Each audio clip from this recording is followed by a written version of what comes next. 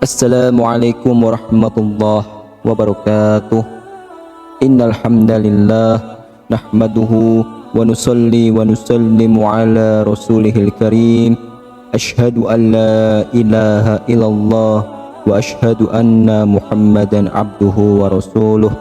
Allahumma salli ala sayyidina Muhammad wa ala ali sayyidina Muhammad. Amma ba'd.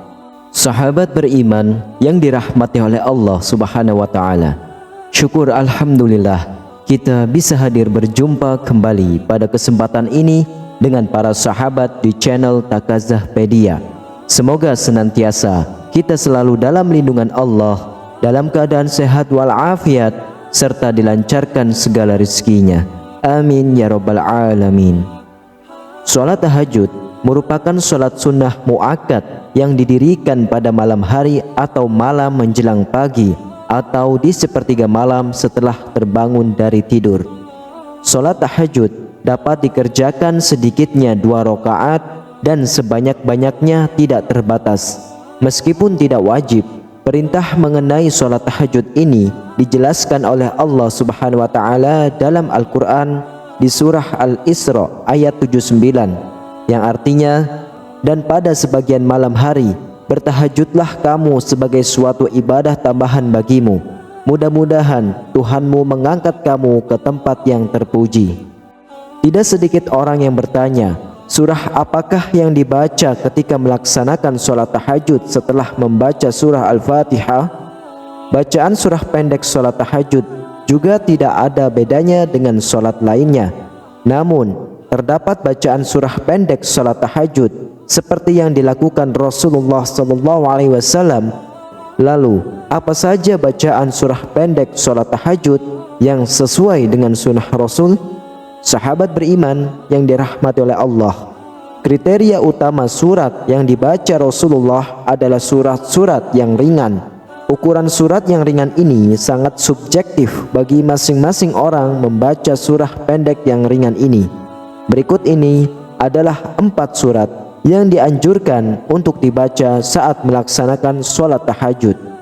Yang pertama adalah surah An-Nas, yang mana artinya, katakanlah, aku berlindung kepada Tuhannya manusia, Raja manusia, sembahan manusia, dari kejahatan bisikan setan yang bersembunyi, yang membisikkan kejahatan ke dalam dada manusia, dari golongan jin dan manusia. Lalu yang kedua adalah surah Al-Falaq, yang artinya, katakanlah, aku berlindung kepada Tuhan yang menguasai fajar, dari kejahatan makhluk yang Dia ciptakan dan dari kejahatan malam apabila telah gelap gulita, dan dari kejahatan perempuan-perempuan sihir yang meniup puhul-puhul talinya, dan dari kejahatan orang yang dengki apabila dia dengki. Lalu yang ketiga adalah surah Al-Ikhlas. Surah Al-Ikhlas itu serupa dengan seperti Al-Quran, sehingga membaca surah Al-Ikhlas saat sholat tahajud seperti menghatamkan Al-Quran. Bagi yang sanggup betul-betul khatam, khatamkanlah Al-Quran. Bagi yang tidak sanggup, ia tetap sholat tahajud dan membaca surah Al-Ikhlas. Kita semua pasti sudah hafal surah ini. Adapun artinya adalah, katakanlah Muhammad, dialah Allah yang Maha Esa. Allah tempat meminta segala sesuatu.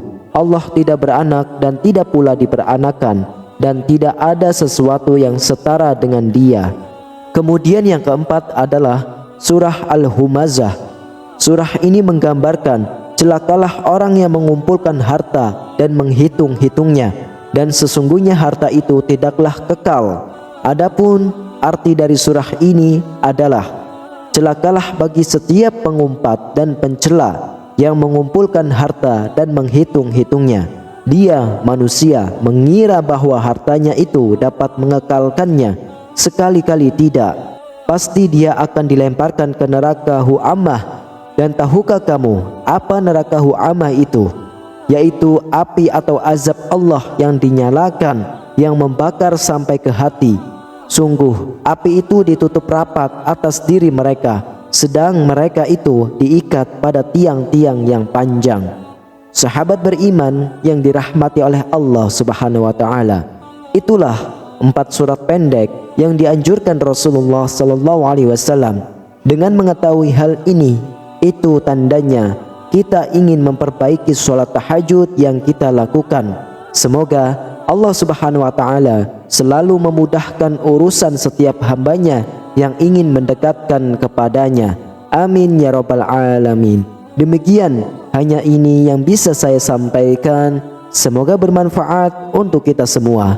Wallahu a'lam bishawab. Wassalamualaikum warahmatullahi wabarakatuh.